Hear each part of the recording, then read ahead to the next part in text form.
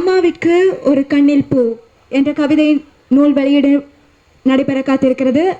அதற்காக எழுத்தாளர் கவிஞர் மண்குதிரை அவர்களையும் ராம் சந்தோஷ் அவர்களையும் கவிஞர் சோ விஜயகுமார் அவர்களையும் மேடைக்கு அழைக்கின்றோம்.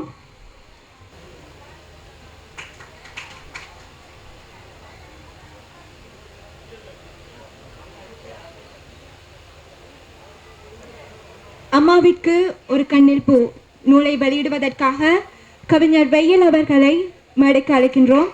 அதனை பெற்றுக்கொள்வதற்காக எங்களின் செல்லப்பிள்ளை ரிச்சி அவர்களை மேடைக்கு அழைக்கின்றோம்.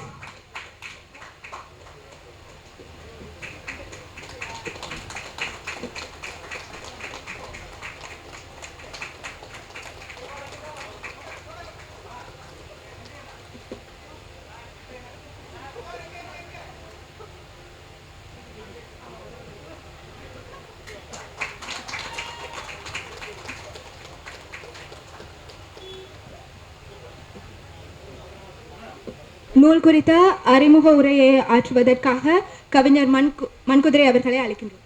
அறிமுக உரைங்கிறது ஒரு சௌகரியம் தான். இதுக்கு முன்னாடி நடந்த கூட்டத்தில் பேசுனதை பார்க்கும்போது கொஞ்சம் வேற இடத்துக்குள்ள நுழைஞ்ச மாதிரி ஒரு சின்ன நெருடல் வந்துச்சு. கவிதையை எப்படி வரையறுக்கிறது, எப்படி டிஃபைன் பண்ணுறது அப்படிங்கிற ஒரு கேள்வி எப்பவுமே உண்டு. இதில் விஜய் ஒரு சில சிக்கல் எனக்கு கொடுக்கல. இது ஒரே ஒரே துணியில் ஒரே துடிப்பாக எழுதப்பட்ட கவிதைகள் எல்லாமே அம்மாவை பற்றியான கவிதைகள். தமிழில் ரொம்ப இது மாதிரியான வடிவங்கள் அது மாதிரியான ஒரு முயற்சி நடந்திருக்கு. ஒரே மூச்சில் படிப்போ அவர் பிடிஎஃப்பில் வேகமாக படித்த விட இப்போ நூலாக வாங்கி ரொம்ப எளிதாக படிக்கக்கூடிய, ரொம்ப சிரமமே இல்லை, ஒரே ஓட்டத்தில் எழுதப்பட்ட கவிதைகள். அம்மா பற்றி கவிதைகள்னு சொல்லும்போது எனக்கு ஞாபகம் வந்தது என்டி ராஜ்குமாரோட கவிதை. என்டி ராஜ்குமாரோட கவிதையில் ஒரு அம்மா, அவளுக்கு வடை ரொம்ப பிடிக்கும். வடை காலையில் வடை வாங்கிட்டு போய் கொடுப்பாரு. என்டி ராஜ்குமார் கவிதைகள் பற்றி சொல்கிறதுக்கு, அவரை பற்றி சொல்கிறதுக்கு முன்னாடி அவருடைய உலகம் ஒரு துடியான ஒரு நாட்டார் வாழ்க்கை முறையில் அமைந்த ஒரு வாழ்க்கை. அவர் ஒரு காணி அப்படின்னு சொல்லக்கூடிய ஒரு மாந்திரீகம் செய்யக்கூடிய ஒரு சமூகத்தை சேர்ந்தவர். ரொம்ப துடிப்பான ஒரு கவிதைகளை அவர் தமிழுக்கு கொண்டு சேர்த்துருக்கிறாரு. அந்த கவிதையில் இதே மாதிரி அவங்க அம்மாவுக்கு காலையில் வடை வாங்கிட்டு கொடுப்பாரு. சாராயத்தோடு வடையை அந்த அம்மா சாப்பிடுவான். அம்மா இல்லாமல் போயிட்டா, அதுலேருந்து அந்த கவிதை தொடங்குது. அம்மா இல்லாமல் துடிக்குது என் மீன் குஞ்சு, துடிக்குது எனது மீன் குஞ்சு அப்படின்னு எழுதியிருப்பார்.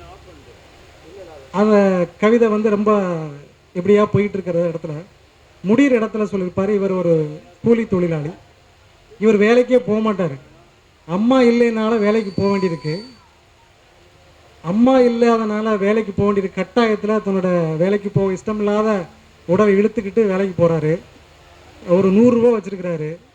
அந்த 100 ரூபாயை பாக்கெட்லேயே வச்சுருக்கிறாரு. வடை சுட சுட வடை போட்டுட்ருக்கான். அம்மாவின் நினைவு வாங்கித்தாடா என்று அடம் பிடிக்கிறது அப்படின்னு எழுதியிருப்பார்.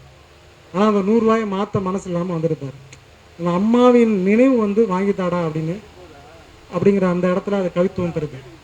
இது இன்னொரு இடத்துல பார்த்தா யானைக்குத்தனோட ஒரு கவிதை இருக்குது, ரொம்ப பிரபலமான கவிதை, எல்லாரும் படிச்சுட்டு கூடிய கவிதை, அம்மாவின் பொய்கள் அப்படிங்கிற கவிதை.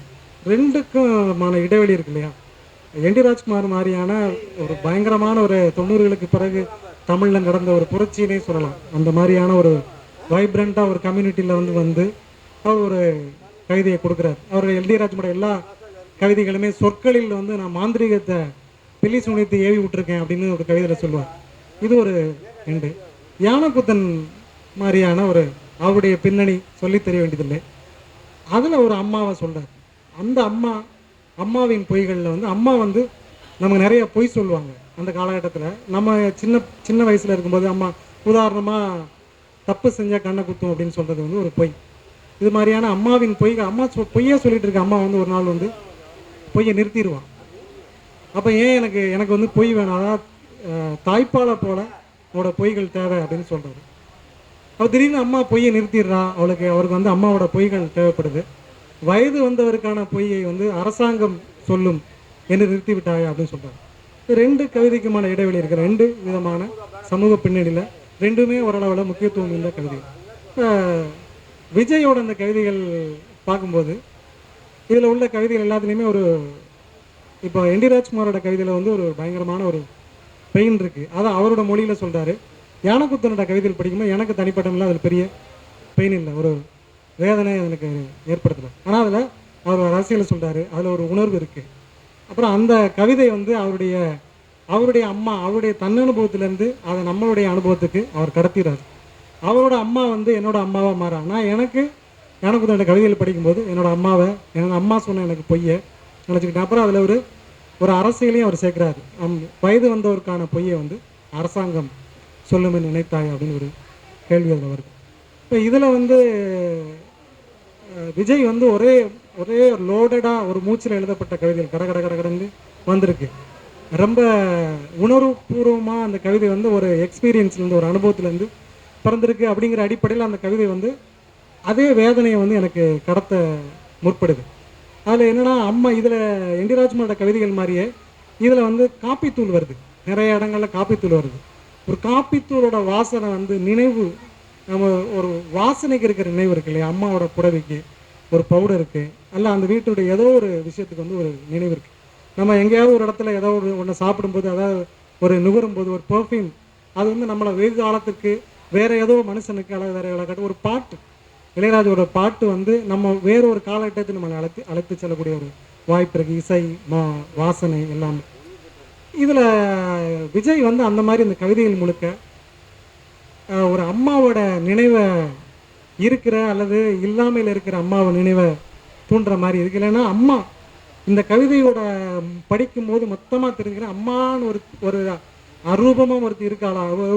ஒரு இடத்துல எழுது, அம்மா மரணத்துக்கும் அந்த ஊஞ்சலில் கட்டி ஆடும்போது மரணத்துக்கும் அதாவது உயிர் திருத்தலுக்கும் இடையில அந்த ஊஞ்சல் ஆடிடுற அம்மா வந்து மரணத்தில் இருக்கிறா, அதை மரணத்தை காத்துட்டு இருக்காளா, அது மாதிரியான ஒரு தன்மை முழு கவிதை தொகுப்பு படிக்கும்போது ஒரு ப்ரெசன்ஸ், அம்மாவோட ஒரு பெரிய இருப்பு. ஆனால் அவள் வந்து கொஞ்சம் கொஞ்சமாக அவள் மறைஞ்சு போயிட்டுருக்கா அப்படிங்கிற ஒரு பெயினை வந்து அதை அந்த பையன் பார்த்துட்டு இருக்கிறான். அம்மா வந்து அவளுடைய ஓவியம் வந்து மங்கிக்கிட்டே இருக்கு, ரொம்ப வேதனையாக இருக்குது. அவளுடைய காட்சிகள் வேகமாக சொற்களை வச்சு, அவருடைய நினைவுகளை வச்சு, எதையோ வச்சு அந்த இருப்பை வந்து ரொம்ப ஆழத்தழுவுற ஒரு சிறுவனுடைய பயங்கரமான ஒரு வேதனைன்னா அவன் பயங்கரமாக அதை வந்து இது பண்ணுற மாதிரி ஒரு ஃபீலிங் இருக்குது. அந்த கவிதை படிக்கும்போது எனக்கு அம்மா பற்றி நான் ஒரு கவிதை எழுதுனது நினைவு வந்துச்சு. அம்மா இந்த பலசரக்கு வாங்கிட்டு வந்து அதை பிரித்து அதுக்குரிய டப்பாவில் போடுறது வந்து ஒரு விளையாட்டு சின்ன வயசில். அதனால் பலசரக்கு வாங்கிட்டு வந்தால் அந்த ஜாமானெல்லாம் அப்படி வச்சுருப்பாங்க. நான் வந்த பிறகு அதை உடச்சி அந்த டப்பாக்குள்ளே போடுறதுக்கான அந்த இதை என்கிட்ட கொடுப்பாங்க. இப்போது வந்து அம்மா இல்லை, நான் வந்து பலசரக்கை பிடிச்சி அதில் போட்டுட்ருக்கேன்.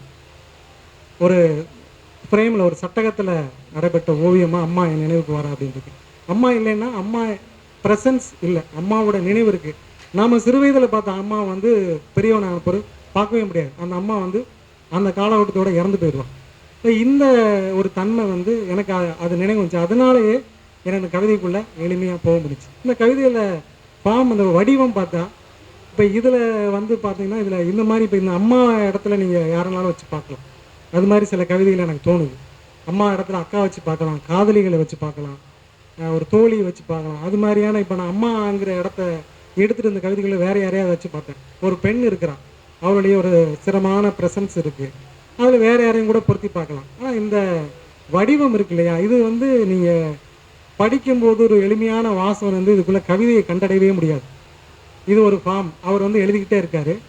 இது வந்து இப்போ நீங்கள் 70களில் 80களில் ஒரு தனி மனித அனுபவத்தை வந்து கதைகளுக்குள்ளே சொல்கிறது ஒரு போக்காக இருந்துச்சு, ஒரு பெரும் போக்காக இருந்துச்சு. அந்த மாதிரியான ஒரு தொடர்பு வந்து இந்த கவிதைக்கு, அதோடைய தொடர்ச்சியாக அந்த கவிதையை பார்க்குறேன் நான். இதில் வந்து அவருடைய தனிப்பட்ட ரொம்ப தனிப்பட்ட அனுபவத்தை எழுதுகிற மாதிரியான ஒரு தன்மை அந்த கவிதையில் அவர் வச்சுக்கிட்டே இருக்கார். அதோட வடிவம் வந்து ரொம்ப சுதந்திரமாக ரொம்ப ஆபத்தான ஒரு வடிவத்தை கையாண்டிருக்காரு.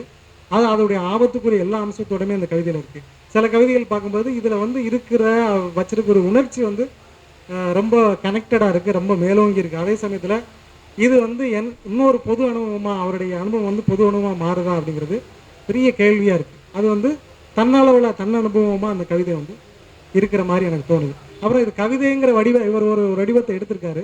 அது கவிதைங்கிற வடிவத்துக்கு எவ்வளவு குணம் செய்யக்கூடிய விஷயங்களை அவர் எடுத்துக்காருங்கிறது கேள்வியாகவும் இருக்குது. ரொம்ப உணர்ச்சிகரமான ஒரு வார்த்தைகள் இருக்குது. ஆனால் அது ஒரு கவிதைக்கான ஒரு செயல்பாட்டுக்குள்ளே என்னதான் நம்ம உணர்ச்சிகள் எழுதினாலும், என்னதான் நம்ம தன்னுணர்வு கவிதைகளை சொல்லாலும், கவிதை வந்து ஒரு ஒரு டெக்னிக்கலான ஒரு ஆஸ்பெக்ட், டெக்னிக்கலாக அதை செய்யக்கூடிய விஷயம் தான். அந்த தொழில்நுட்ப ரீதியான அம்சங்கள் வந்து இந்த கவிதைகளை வந்து கொஞ்சம் விடுபட்டிருக்க மாதிரியே எனக்கு தோணுது. அது அப்புறம் இதில் இப்போது ஒரு வடிவமாக பார்த்தா, இப்போ மனுஷபுத்திரன் வந்து ஒரு கவிதைகள் வந்து அது வந்து ஒரு ஒரு ஃபார்மை வந்து அவர் தொடக்கத்தில் எழுதும்போது ஒரு வடிவத்தை தமிழுக்கு உண்டு பண்ணுறாரு. அந்த ஃபார்ம் வந்து ரொம்ப காலமாக அது நிறைய பேரை பாதிச்சுது. அதனால் தொடக்க காலத்தில் எழுத வந்தவங்க எல்லாமே மனுஷபுத்திரனுடைய வடிவம் வந்து ஒரு பாதிப்பு உண்டு பண்ணுது. இப்போ இவ்வளவு கால இடைவெளிக்கு பிறகும் விஜய்கிட்ட வந்து நான் வந்து மனுஷபுத்திரனோட ஒரு அம்சத்தை பார்க்குறேன். வெயிலோட ஒரு அவர் வெயில் வந்து கண்டென்ட்டாக எப்படி சூஸ் பண்ணுறாரு, அவர் எப்படி வந்து கவிதைக்குள்ளே போகிறாரு அப்படிங்கிற ஒரு கோர் ஐடியா வெயிலோடைய ஒரு ரசிகராக இருக்குனால அது சொல்லலை, எனக்கு தோணுச்சு. இப்போ அவர் அக்காலின் எலும்புகள் கவிதை வச்சிருக்கிறாரு. இப்போ இது மாதிரியான கவிதைகள் வந்து தொடர்ந்து தமிழில் எழுதப்படுது, ஒரு பொருளில் எழுதப்படுறது. இது இந்த கோர் ஐடியா இருக்கு இல்லையா? இப்போ அக்காலின் எலும்புகளில் அக்காக்களாக இருக்காங்க, ஒரு பெண்ணு வச்சுக்கலாம், அவளுடைய எலமெண்ட், அவளுடைய துக்கங்கள் அப்படின்னு இருக்கும்போது இதில் அம்மா இருக்கா, அம்மாவோட இது. ஆனால் இன்னொன்று விஷயம் என்னென்னா, இப்போ இதில் வந்து சில கோடுகள் வச்சுருக்காரு, அம்மாவுக்கு வந்து சில கோடுகள் வச்சுருக்காரு. என்டி ராஜ்குமார் அந்த கோட்டை தாண்டாரு.